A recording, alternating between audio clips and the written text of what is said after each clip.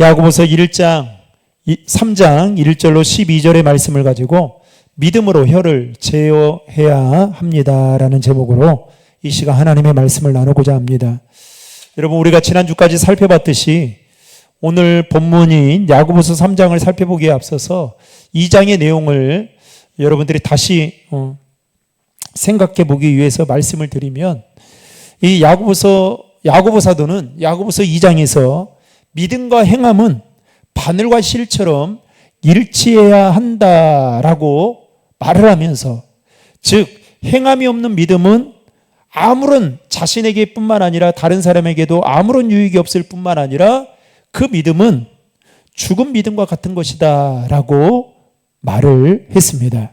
따라서 믿음이 있는 성도라면 자신이 처한 삶의 자리에서 행함으로 자신의 믿음을 증명해 보여야 된다라는 것이죠. 그러면서 야고보 사도는 야고보서 2장에서 그 중에 하나로 무엇을 말하고 있느냐? 믿음의 사람이라면 어떤 이유에서든지 차별해서는 안 된다라고 말하고 있습니다. 오늘 우리가 살고 있는 이 시대는 그야말로 인종차별부터 시작해서 각종 여러 가지 일들로 차별 아닌 차별을 하고 살아갑니다. 지금 이스라엘이 이 리비아를 공격하면서 지금 얼마나 지금 그야말로 중동 전체가 전쟁의 위기에 놓여 있습니다. 아무리 종교전쟁이라고 한들 저는 도대체 이해가 되지 않아요. 하나님을 믿는 그들이 어떻게 이렇게 수많은 민간인들을 학살하고, 그리고 자신들이 가지고 있는 그 힘을 가지고 그야말로 전 세계를 좌지우지하고, 미국도 이스라엘의 눈치를 볼 만큼 이 사회가, 이 세계가 이렇게 바뀌고 있을까라는 생각이 듭니다. 그야말로 차별인 거죠. 그래서 여러분, 정말 하나님의 은혜가 충만한 교회는 여러분 차별이 없어요. 내가 은혜가 충만해지면 여러분 차별하지 않아요. 유대인들이 이방인들을 차별하듯이 그 차별이 없어야 된다라는 겁니다. 저는 바라기는 우리 교회 안에 성도들 가운데 여러분 차별이 없기를 주님의 이름으로 축원합니다. 뭐 지역 간의 차별, 뭐 동양의 차이, 여러분 그런 게 어디 있어요? 제가 이번 주에 어제 신방하면서 우리 교회 교인을 신방을 하면서 그분이 그래요. 이제 다른 교회 가서 가끔씩 이렇게 새벽 예배를 드리는데 느끼는 게 있다는 거예요. 참 그 교회 사람들은 젊은 우리처럼 상가에 있는 교회인데도 불구하고 한 사람이 오면 정말 마음을 다해서 그렇게 사랑을 해준다는 거예요. 정말 민망할 정도로. 그러면서 그 교회의 부흥을 그분이 처음부터 끝까지 다 봤더라고요. 그러면 제가 그런 생각이 들었습니다. 요즘에 보면 새가족들이 우리 교회에도 여러분이 오시잖아요. 우리 너무 지나치게 관심을 갖고 다가서는 것도 부담을 주는 일이지만 아무렇지 않게 그냥 관심을 갖지 않는 것은 더 큰 문제인 거죠. 왜요? 우리도 관심을 갖지 않는데 여러분 누가 관심을 갖겠냐라는 거예요. 그래서 사람들은 여러분 다 느끼는 바가 있는 거예요. 그래서 저는 우리 교회가 정말 차별하지 않는, 뭐 배우고 못 배우고 가지고 못 가지고 또 어느 지역에 살고 어느 동네에 살고 이러한 것들 때문에 차별하는 교회가 아니라 우리가 그리스도 안에서 한 지체이고 또 한 공동체를 섬겨간다는 그 이유만으로도 여러분 서로 사랑할 수 있기를 주님의 이름으로 축복합니다. 그러면서 이제 야고보서 사도는 오늘 본문인 야고보서 3장에서 뭐에 대한 이야기를 하느냐? 혀에 대한 이야기를 다루고 있습니다. 혀라는 것은 우리가 사용하는 언어로 말의 중요성에 대해서 야고보 사도는 오늘 본문에서 리얼하게 이야기를 하는데요. 오늘 본문 1절 말씀을 우리 다 함께 읽겠습니다. 내 형제들아, 너희는 선생된 우리가 더 큰 심판받을 줄 알고 선생이 많이 되지 말라. 아멘. 야고보 사도가 활동하던 그 당시에 선생이 되려고 했던 사람들이 많았습니다. 그만큼 그 당시에는 선생, 다른 말로 하면 랍비라는 이 권위가 상당히 높다 보니까 어떻게 해요? 많은 사람들이 선생이 되어서 자신을 과시하거나 자신을 드러내기 위해서 선생이 되고자 했습니다. 게다가 다른 사람들에게 자신이 한 말이 또 큰 영향력을 줄 수 있다라는 이 생각 때문에 그들은 자신이 하고 싶은 말을 하기 위해 선생이 되려고 했던 자들이 있었습니다. 그러나 방금 읽었던 1절 말씀에 보면 야고보 사도는 뭐라고 이야기하느냐?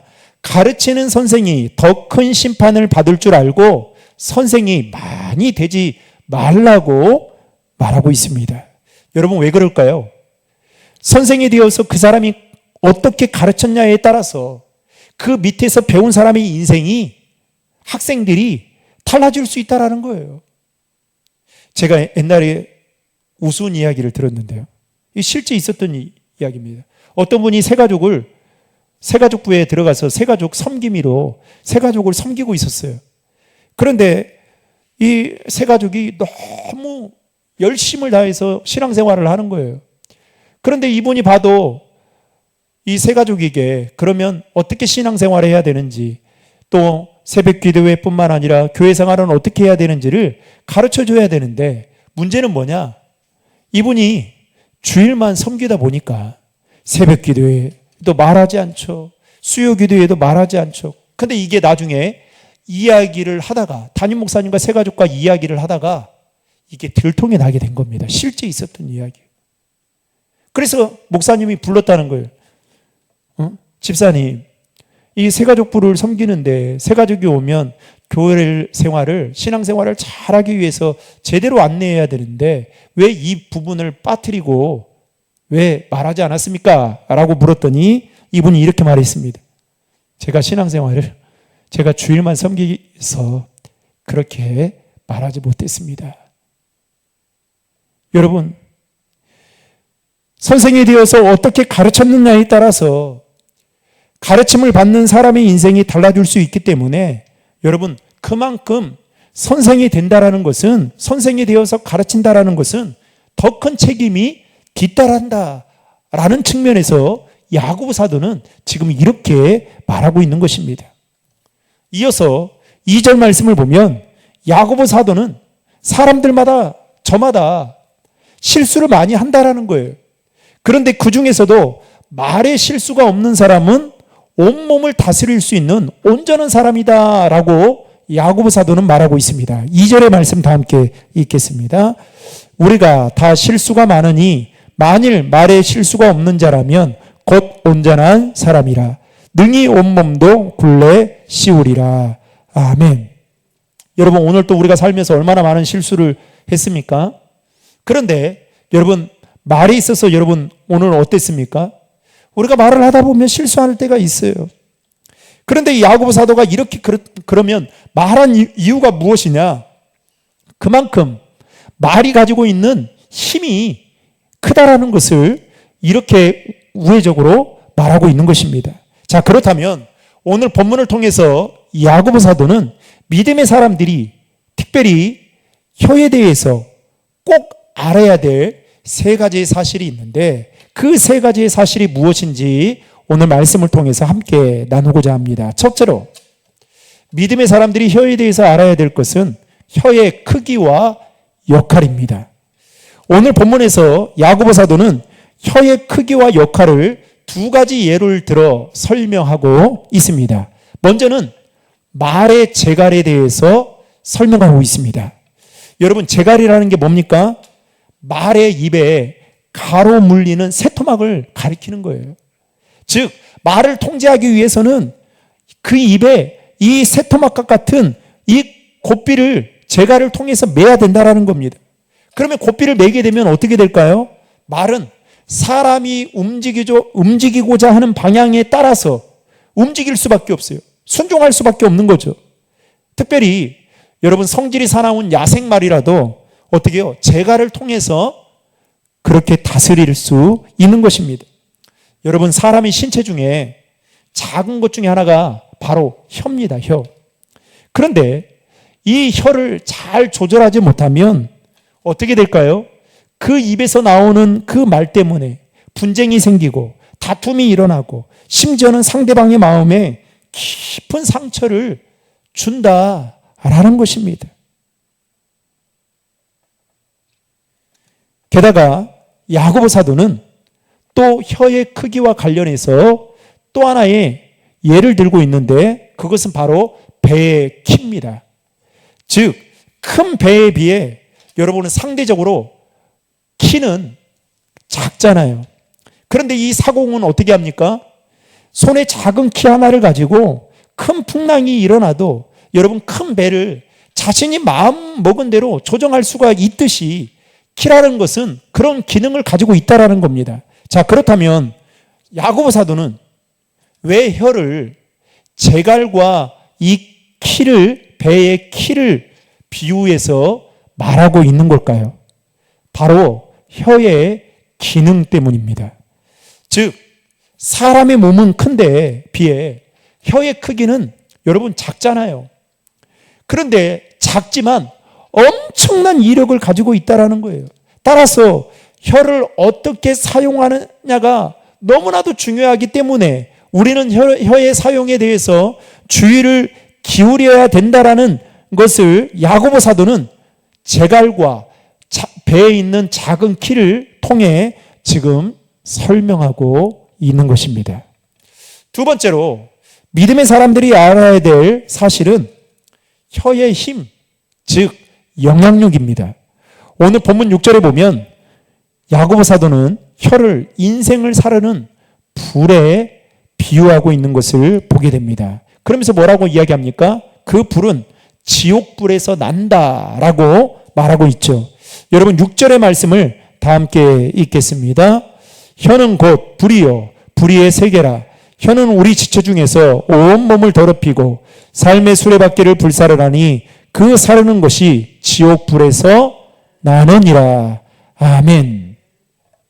얼마 전에 부천에 있는 한 호텔에서 화재 사고가 일어났죠.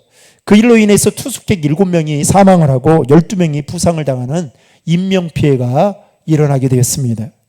2017년도에도 12월 21일에 여러분 충북 제천에 있는 복합상가에서 화재가 일어나게 됐습니다. 그 일로 인해서 29명이 사망을 하고 37명이 부상을 당하는 그야말로 대형 참사가 일어나게 됐죠. 그런데 이 두 가지 참사의 원인은 다 무엇 때문이었습니까? 불 때문이었습니다. 여러분, 이 불이라는 것은 잘 사용하면 문명의 이기를 가져올 수 있습니다. 그런데 반대로 조금만 불을 잘 사용하지 못하면 어떻게 됩니까? 엄청난 재산과 인명피해를 가져오는, 그러니까 여러분 어떻게 사용하느냐에 따라서 이렇게 달라질 수 있다는 것을 말하고 있는 것이죠. 그런데 말이라는 것도 이와 같다라는 겁니다. 말을 잘 사용하면 더할 나위 없이 좋지만 반대로 말을 잘 사용하지 못하면 때로는 말 한마디 때문에 살인까지 불러올 수 있는 커다란 파괴력을 가지고 있다는 거예요. 여러분, 대부분 우리의 싸움의 시작은 무엇으로부터 시작돼요? 말 때문에요.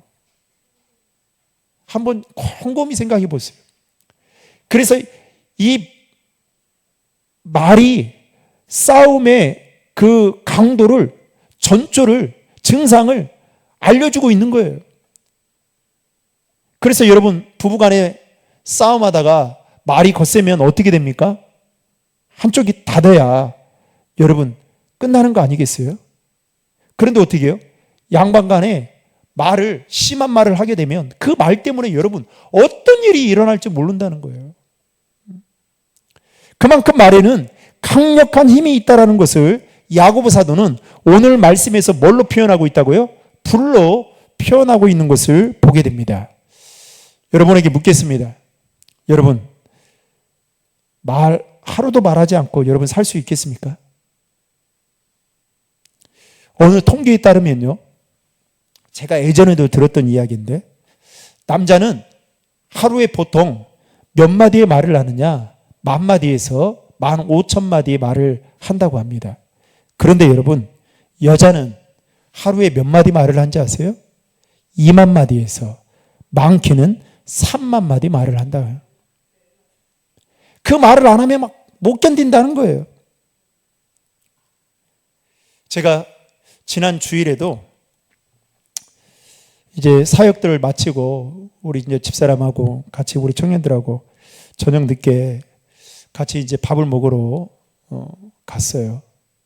그래서 이제 어떤 교회에 있는 커피숍에 들어가서 이제 청년들 위로도 할 겸 밥도 사줄 겸 그래서 이제 같이 이야기를 하는데 그 옆에도 교회 분들인 것 같아요. 다 장년들이에요. 장년들. 그런데 이제 그 방이 있는데 2테이블을 앉을 수 있는 긴 커다란 탁자입니다. 그런데 얼마나 말이 큰지. 그러니까 저도 처음 봤어요. 우리 청년들이 나중에는 그 말 때문에 얼마나 신경이 쓰이고 머리를 아파하든지 문을 열더라고요. 그리고 왔다 갔다 하면서 문도 열고 막 이렇게 사인을 주는데 문제는 그 상대방에서 그걸 눈치를 못 채는 거예요.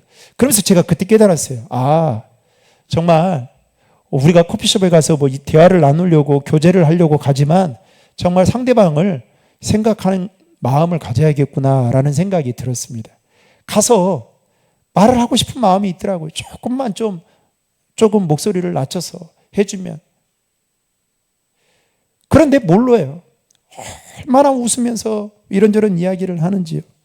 여러분, 우리는 말을 하지 않고서는 살아갈 수 없는 자들입니다.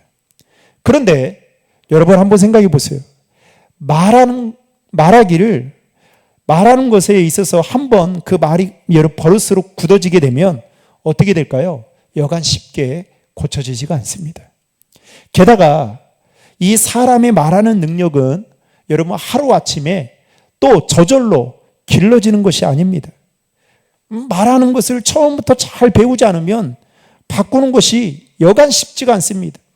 그래서 요즘에 소통 강사로 잘 알려진 김창옥 교수는 이 젊은이들에게 누구를 만나야 되느냐, 남자 여자가 배우자를 만날 때에 그 중에 하나의 조건 중에 하나는 말을 이쁘게 하는 사람을 만나야 된다. 이렇게까지 말을 합니다. 어쨌든 혀를 길들인다는 것은 그 어떤 것보다도 참 다스리기가 어렵다라는 것입니다. 게다가 여러분 불과 말에는 비슷한 공통점이 하나 있습니다. 그게 뭘까요? 번진다라는 거예요. 불은 아무리 작게 시작된 것이라고 하더라도 시간이 지나게 되면 걷잡을 수 없을 정도로 번져나가서 나중에는 모든 것을 다 잿더미로 만들어버립니다. 말이라는 것도 마찬가지예요. 여러분 우리가 별 생각하지 않고 했던 말이 처음에는 대수롭지 않게 보이지만 사람들의 입에 이불을 통해서 거쳐 나가게 되면서 그것들이 번져나가면서 나중에는 어떻게 될까요? 걷잡을 수 없을 정도로 번져나가는 엄청난 파괴력, 그야말로 영향력이 있다라는 겁니다. 게다가 여러분 우리가 잘 알다시피 말하면 우리 속담에 여러분 이런 말이 있죠. 말 한마디에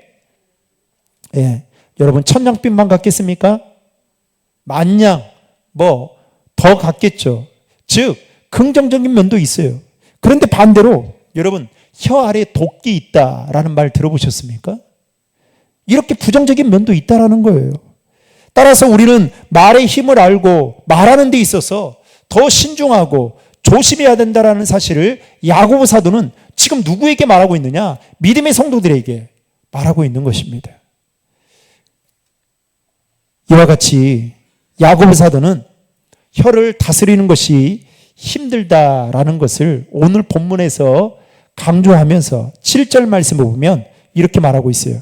들짐승과 새와 기는 짐승과 바다의 생물들은 어떤 종류든지 모두 사람이 어떻게 한다고요? 길들인다는 거예요. 그런데 또 길들여진다라는 거 말하고 있습니다. 여러분 이 세상에 있는 짐승 중에 처음부터 길들여진 짐승이 있습니까? 없어요. 여러분, 동물원에 있는 야생 동물만 봐도 처음부터 잘 길들여져서 그들이 동물원에서 처음부터 편안하게 살았던 것이 아니에요. 조련사들의 훈련에 여러분 의해서 길들여진 다음에 그들이 동물원에서 정착하며 사는 것입니다. 여러분, 동물원에 있는 곰이 스스로 재주를 부린 것을 본 적 있습니까? 그거 보면요, 세상에 이런 일이 나와야 돼요. 여러분, 태국에 가면 저도 신혼여행을 이 파타야로 갔는데 태국에 가니까 이 코끼리가 사람을 마사지 하더라고요. 여러분, 코끼리가 사람을 처음부터 마사지 합니까? 훈련 안 받으면 어떻게 되겠어요? 바람 한번 밟으면 죽는 거예요. 여러분, 꽥 하고 죽는 거예요. 돈 주고 구경 갔다가 죽고 오는 거예요. 악어가, 여러분, 태국 가면 악어 공연도 제가 봤는데요. 악어가 입을 벌리면 그 훈련사들이 어떻게 합니까? 벌린 입에 자기 머리를 집어넣죠. 여러분, 그게 처음부터 가능한 일입니까? 저는 그렇게 한번 해보고 싶더라고요. 입 벌릴 때 훈련사가 이렇게 자신의 얼굴을 주면, 내 먹을 거를 주면 어떻게 될까? 그래도 벌리고 있을까? 여러분, 새들이 사람을 따라 노래를 부르는 앵무새와 같은 새들이 있죠. 여러분, 처음부터 사람을 따라 그렇게 사람의 목소리를 흉내내고 말을 따라합니까? 아니죠.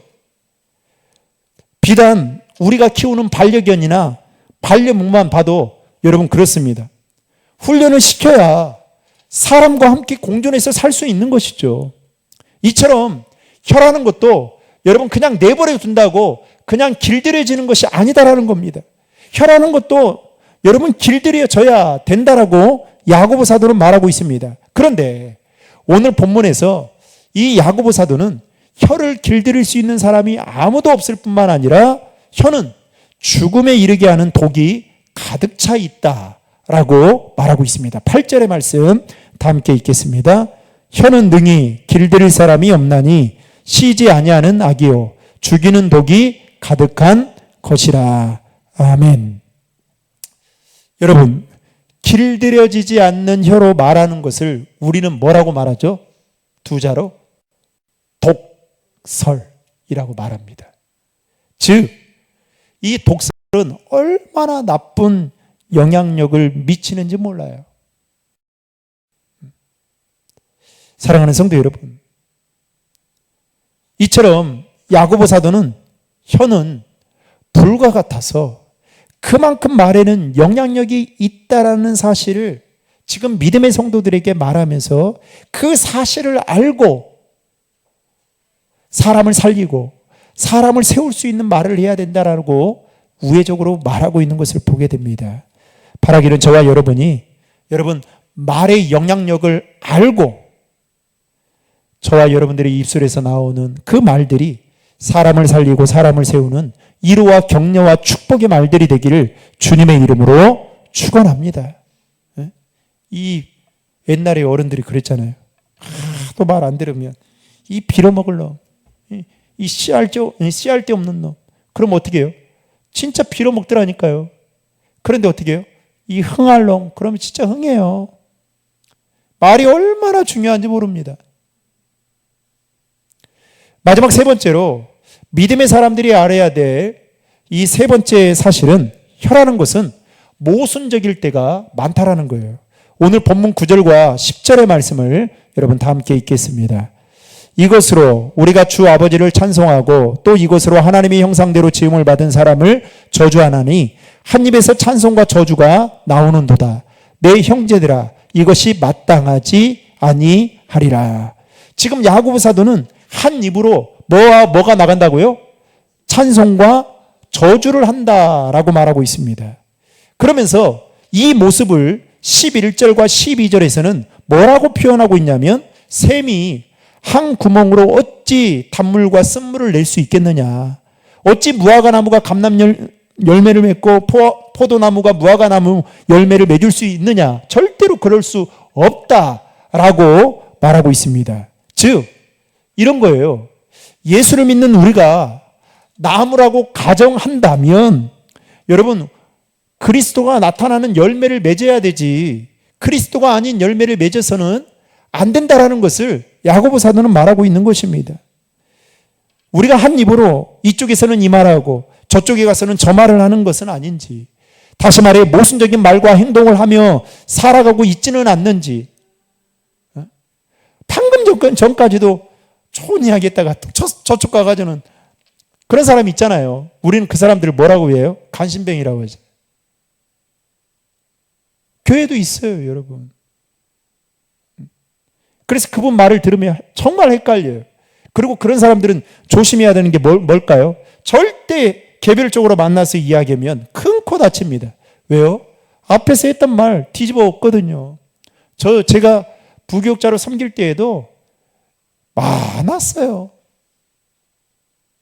제가 부교육자다 보니까 부목사가 힘이 없잖아요, 담임 목사님 앞에서.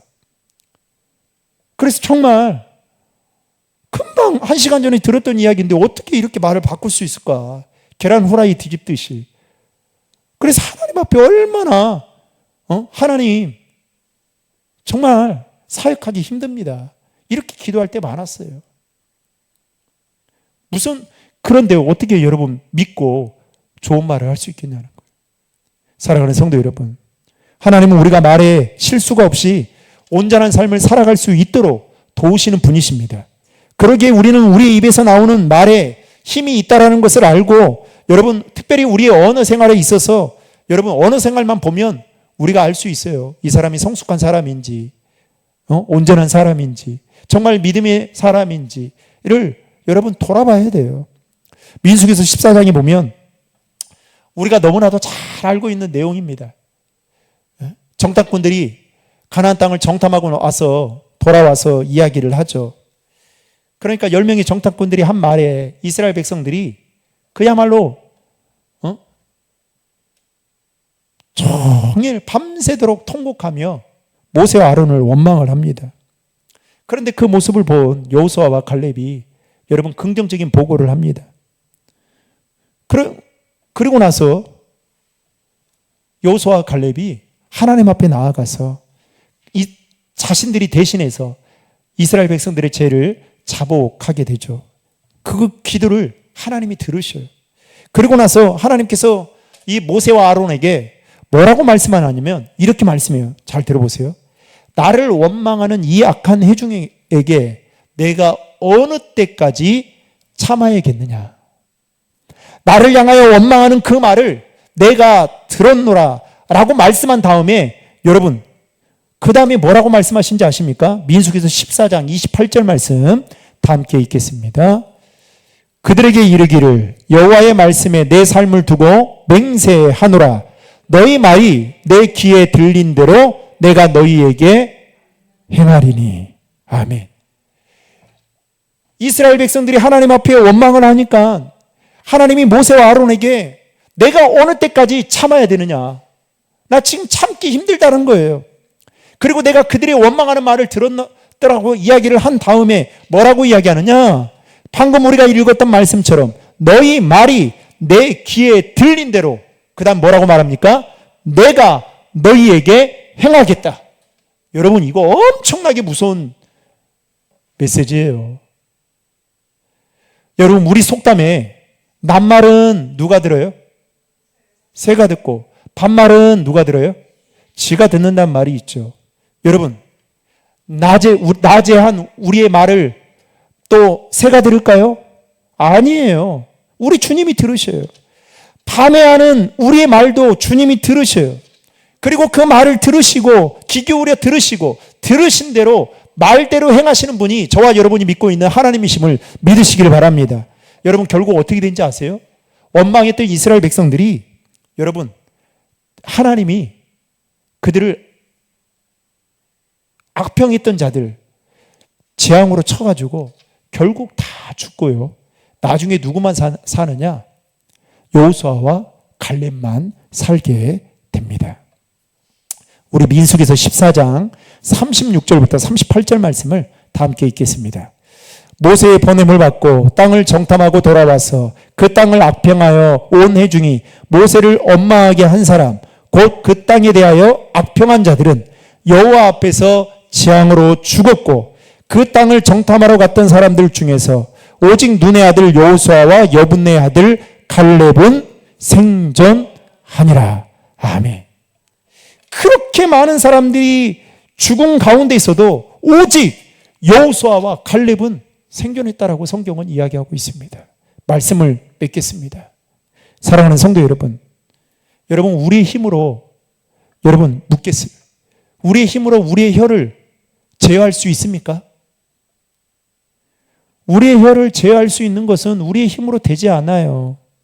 성령의 도우심으로 우리의 믿음으로만이 우리의 혀를 제어할 수가 있습니다. 제가 개인적인 이야기인데요. 제가 모태신앙인데 신앙생활을 그렇게 어렸을 때부터 했음에도 불구하고 제 안에 한 가지 바뀌지 않은 것이 있었어요. 그것이 뭐였냐면 예수님을 만나기 전까지 말이 걸걸했습니다. 항상 제 입에서 욕이요. 육두문자. 러시아 무슨 스키 막 있잖아요. 이 스키 이야기가 제 입에서 여러분 고등학교 다닐 때까지 끊이지 않았어요. 그리고 친구들 앞에서 그렇게 욕 잘하는 것이 저를 가시하는 것이라고 생각해서 욕을 더 배웠어요. 그런데 신대원에 가서 예수님을 인격적으로 만나고 나서 그때 한 가지 처절하게 깨달았던 사실이 있습니다. 그게 무엇이었냐? 내가 욕을 많이 하며 살았구나. 그리고 내가 내 입에서 나오는 그 욕이 엄청난 죄라는 사실을 그때서야 알게 됐습니다. 여러분, 지금 예수를 믿어도 욕이 죄라고 생각하지 않고 살아가는 사람들 허다합니다. 그래서 어떻게 해요? 교회에서는 거룩한 말을 하는데 세상에서는 자신이 조금 더 이익 보려고 걸걸하게 정말 말로 수많은 사람들을 위협하고, 제 친구 목사가 그러더라고요. 저도 이제 많이 이렇게 좀 생각하게 되는데 절대 그래요. 뭐 이런저런 자녀들 이야기를 쭉 하다가 그래요. 절대 남자들은 절대 말을 집안에서도 잘해야 된다. 그래 왜 그러면서 그렇게 해요.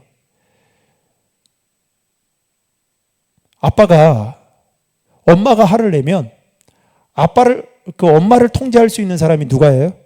아빠가 있다라는 거예요. 자녀들도 그렇게 압니다. 그런데 아빠가 화를 내면 누구도 통제를 할 수 없다라는 것을 자녀들은 잘 알고 있다라는 거예요. 그래서 자녀를 양육하는 데 있어서 이 아빠가 하는 그 말이 얼마나 그 아이들에게 압박을 주고 무섭게 들리는지 아이들이 몸으로 느끼기 때문에 정말 말하는 데 있어서 신중하게 주의를 기울여야 된다는 이야기를 최근에 제가 친구 목사들과 함께 그런 이야기를 나눈 적이 있습니다. 그러면서 저도 많이 생각하게 됐습니다. 사랑하는 성도 여러분, 저는 저와 여러분이 인격적으로 주님을 만남을 통해서 또 오늘 이 말씀을 통해서 우리 안에 그 내적인 변화 중에 우리의 입술의 변화가 일어날 수 있기를 주님의 이름으로 축복합니다. 여러분, 오늘 또 여러분들이 한 말이 많게 하신 분은 3만 마디 말을 했을 거예요. 적게 하신 분들은 10,000마디 말을 했을 겁니다. 그 말들이 여러분 한번 돌아보십시오. 살리는 말들이었나? 사람을 세우고 사람을 위로하고 사람을 격려하고 그 사람을 축복하는 말들이었나? 아니면 남을 비판하고 정죄하고 남을 정말 여러분 다른 거는 상처를 주면 약을 바르면 나아요. 근데 말은요 여러분 어떻게 되죠? 말로 베인 이 상처는 평생 가는 거예요. 특별히 부모가 자녀들에게 준 이 말의 상처는 여러분 트라우마처럼 평생을 가는 겁니다. 제가요 저는 이 차를 신학대학 다닐 때까지 제가 차를 잘 못 탔어요. 차만 타면 이게 멀미를 하는 겁니다. 그래서 제가 이제 자취방에서 학교까지 차를 타고 가려면 최소한 3, 40분은 타고 가야 되는 거예요. 그런데 뭐 날씨가 더운 날에는 상관없지만 비가 오고 그런 날에는 얼마나 차 안이 냄새가 끄급하고 납니까? 그러니까 그 30분을 못 타가지고 항상 무엇을 했느냐? 졸업 때까지 차만 타면 기도했습니다. 하나님 멀미하지 않게 해주세요. 그런데 어느 날 교회에서 수련회를 갔는데 그때 제 친구가 그러는 거예요. 야, 나는 멀미해서 참 힘든데. 그랬더니 방법을 하나 알려주는 거예요. 밥을 많이 먹고 배를 잘 채우면 멀미를 안 한다는 거예요. 그래서 제가 그것을 찰떡같이 믿고 그날 밥을 엄청나게 먹었습니다. 그때까지만 해도 여러분, 제가 우리처럼 요즘처럼 이렇게 쌀밥이 있었던 게 아니라 꽁보리밥도 섞여 있었어요. 그리고 기분 좋게 이 대형버스 뒷자리에 앉았어요. 여러분, 멀미하는 사람 뒷자리에 앉으면 안 되잖아요. 그런데 한참 차를 타고 가는데 뭔가 신호가 오기 시작하는 겁니다. 이제 입에서 막 침이 나오기 시작하는 거예요. 그런데 문제는 뭐냐? 봉투를 준비하자. 그래서 참다가 고속도로를 달리고 있으니까 멈출 수가 없는 거잖아요. 그래서 참다가 수련회 가는 그때에 그냥 뒤에서 쏟아버린 거예요. 그러니까 어떻게 되겠어요? 뒤에서부터 쭉 타고 내려오는 게, 그날은 또 밥을 얼마나 많이 먹었겠어요? 그래가지고요, 친구들이 막 민망하니까 그걸로 다리를 막 막는 거예요. 앞에까지 못 가도록. 그런데 어떻게, 얼마나 많이 쏟았던지. 근데 여러분, 그때 차를 운전하셨던 다른 교회 집사님이셨어요. 그분이 뭐라고 했냐면 그때 이렇게 이야기하는 거예요. 쌀밥도 아니고 꽁보리밥 먹고 이렇게 내 차에다가 오바이트를 했냐. 그러면서 엄청나게 야단을 쳤었어요. 제가 그때요, 정말 엄청나게 상처를 받았습니다. 누구는 꽁보리밥 먹고 싶었나요? 누구는 멀미하고 싶었나요? 나중에 알고 보니까 제 친구가 약 올리려고 나중에 그렇게 이야기를 했던 거더라고요. 얼마나 화가 나는지. 그래서 지금도 멀미를 하면 한 번은 저희 이제 애들하고 제 차를 타고 가고 있는데, 저희 애들 어렸을 때입니다. 차를 타고 있는데 애가 막 그 멀미 증상이 나타나는 거예요. 그래, 조금만 참아라. 길에 댈 테니까. 그런데 그 사이를 못 참고 토해버린 거예요. 제가 어떻게 했냐, 손으로 받았어요. 여러분, 부모니까 받을 수 있겠지만 반대로 생각하면 그때 새 차였거든요. 그럼 뭐라고 했겠어요? 내 평생에 새 차 처음 구매해서 타는 건데 새 차에다가, 여러분, 얼마나 많은 이야기를 했을 수 있었을까요? 그래서 그게 지금도 이 트라우마처럼 있어요. 사랑하는 성도 여러분, 우리의 힘으로는 혀를 제어할 수 있는 방법이 없습니다.